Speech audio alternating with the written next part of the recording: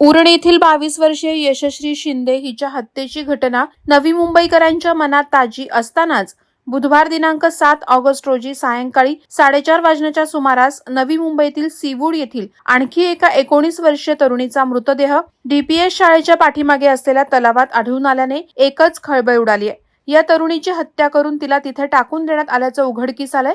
सूत्रांनी दिलेल्या प्राथमिक माहितीनुसार भाविका मोरे असं दुर्दैवी तरुणीचं नाव असून तिचं पनवेल येथील स्वस्तिक पाटील या 22 वर्षीय तरुणासोबत प्रेमसंबंध असल्याची माहिती मिळत आहे। हे दोघेही बुधवारी सायंकाळी सीवूड्स येथील डीपीएस तलावालगत आल्यानंतर त्या दोघांमध्ये भांडण झालं असावं असा पोलिसांना संशय आहे। स्वस्तिकनेच भाविकाचा गळा आवळून हत्या केल्याचा संशय व्यक्त करण्यात येतोय। तलावात मासेमारी करणाऱ्या मच्छीमारांना भाविका मोरे हिचं शव निदर्शनास आल्यानंतर त्यांनी पोलिसांना याबाबतची माहिती दिली। त्यानंतर पोलिसांनी घटनास्थळी धाव घेऊन भाविकाचा मृतदेह ताब्यात घेतला। प्रथमदर्शनी भाविका हिचा गळा दाबून हत्या करण्यात आल्याचं आढळून आलं। मात्र शवविच्छेदन अहवाल आल्यानंतरच तिच्या मृत्यूचं नेमकं कारण समजू शकेल असं पोलीस सूत्रांमार्फत सांगण्यात आलंय।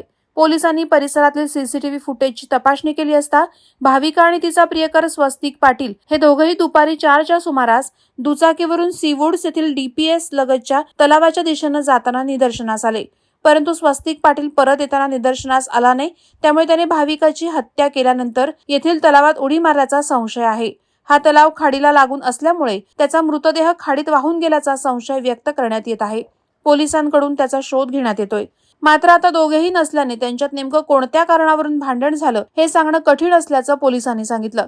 NRI पोलीस स्टेशनमध्ये रात्री उशिरापर्यंत या प्रकरणाचा गुन्हा दाखल करण्याची प्रक्रिया सुरू होती। दरम्यान या घटनेतील मृत भाविका मोरे ही नेरूळमध्ये राहण्यास होती, तसंच सध्या ती महाविद्यालयीन शिक्षण घेत होती। भाविकाच्या वडिलांचं निधन झाल्याने सध्या ती आई आणि बहिणीसह राहत होती, तर स्वस्तिक पाटील हा पनवेलमध्ये राहण्यास होता।